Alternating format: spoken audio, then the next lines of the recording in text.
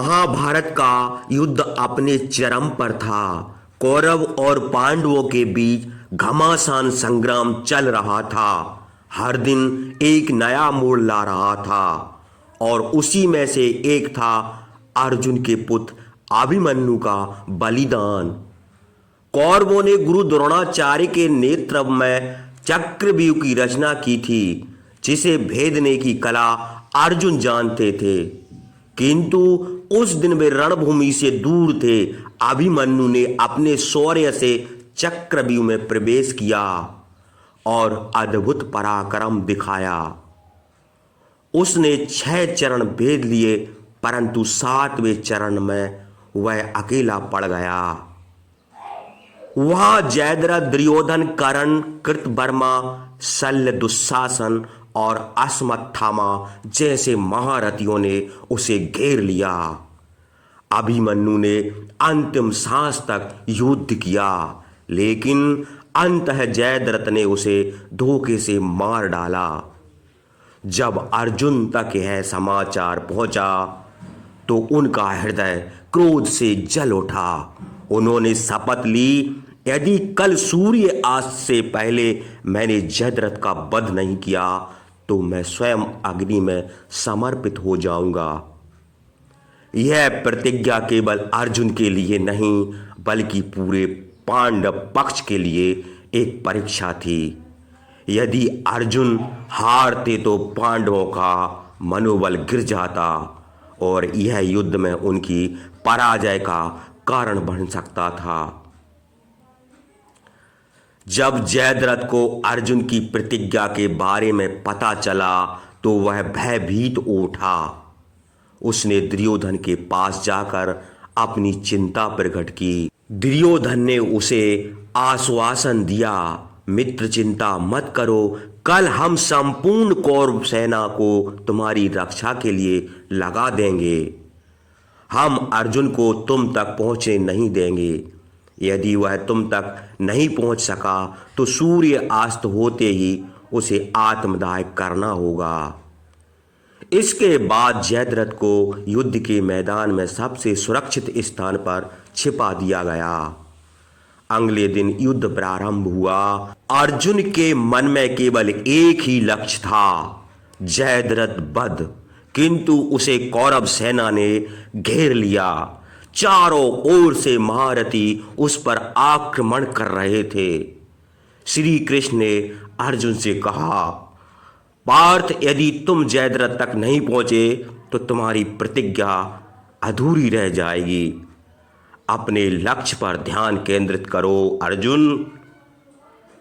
अर्जुन अपने संकल्प को और दृढ़ किया और युद्ध में अद्वितीय पराक्रम दिखाया। वह कौरवों की सेना को चीरता हुआ आगे बढ़ा।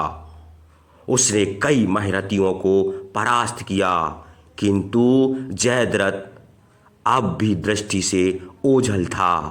समय बीतता जा रहा था। दोपहर ढलने लगी। अर्जुन की बेचैनी बढ़ रही थी। तभी श्री कृष्ण ने अपनी दिव्य माया का प्रयोग किया। उन्होंने सूर्य को अपनी योग शक्ति से बादलों के पीछे छिपा दिया।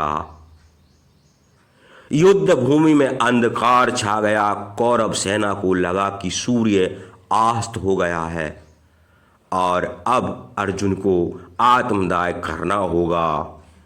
यह सोचकर सभी उत्सव मनाने लगे। जयद्रथ भी उत्साहित होकर कौरवों के आगे आ गया और अट्टहास करने लगा। अर्जुन, तुम्हारी प्रतिज्ञा असफल हो गई। अब तुम्हें आत्मदाह करना होगा। उसी क्षण श्री कृष्ण मुस्कुराए और अर्जुन से बोले, पार्थ देखो, तुम्हारा शत्रु स्वयं तुम्हारे सामने आ गया। अब विलंब मत करो। इसके साथ ही श्री कृष्ण ने अपनी माया हटा दी। अचानक सूर्य बादलों से बाहर आ गया और संपूर्ण रणभूमि फिर से प्रकाशित हो उठी। जयद्रथ की आंखें भय से फटी रह गईं। वह समझ गया यह श्री कृष्ण की माया थी। उसने भागने का प्रयास किया, किंतु अब बहुत देर हो चुकी थी। अर्जुन ने तुरंत अपना गांडीव उठाया और जयद्रथ को लक्ष्य करके बाण साधा। तभी श्री कृष्ण ने अर्जुन को रोका और कहा, पार्थ सावधान। जयद्रथ के पिता ने उसे वरदान दिया कि जो कोई भी उसका सिर जमीन पर गिराएगा उसके स्वयं के सिर के 100 टुकड़े हो जाएंगे। तुम्हें इसे ऐसे मारना होगा कि इसका सिर भूमि पर ना गिरे। अर्जुन ने श्री कृष्ण की बात ध्यानपूर्वक सुनी और अपनी दिव्य दृष्टि से लक्ष्य साधा। उसने एक अचूक बाण छोड़ा जिसने जयद्रथ का मस्तक उसके धड़ से अलग कर दिया, लेकिन वह सिर सीधा आकाश में उड़ा और वहां से उड़ता हुआ उत्तर दिशा में चला गया। 100 योजन दूर एक वन में जयद्रथ के पिता तपस्या में लीन थे। अचानक उनके हाथ में आकर जयद्रथ का सिर गिरा। वे हड़बड़ाकर उठे जिससे उनके हाथ से सिर भूमि पर गिर गया। जैसे ही सिर भूमि पर गिरा उनके सर के 100 टुकड़े हो गए। इस प्रकार जयद्रथ के पिता का वरदान भी पूरा हुआ और अर्जुन की प्रतिज्ञा भी।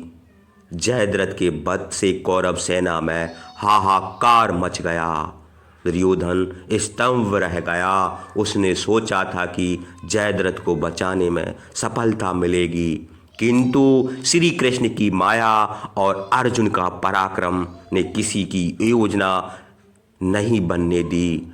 अर्जुन ने अपने धनुष को प्रणाम किया और श्री कृष्ण से कहा, माधव, यह सब आपकी कृपा से संभव हुआ। आपकी माया के बिना मैं अपनी प्रतिज्ञा पूरी नहीं कर सकता था। श्री कृष्ण मुस्कुराए और बोले, पार्थ, धर्म में धैर्य और चतुर्थ दोनों आवश्यक होते हैं।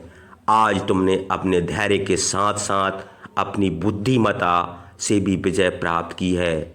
इसके बाद अर्जुन ने युद्ध भूमि में जयद्रथ वध की घोषणा कर दी और पांडवों के शिविर में आनंद की लहर दौड़ गई।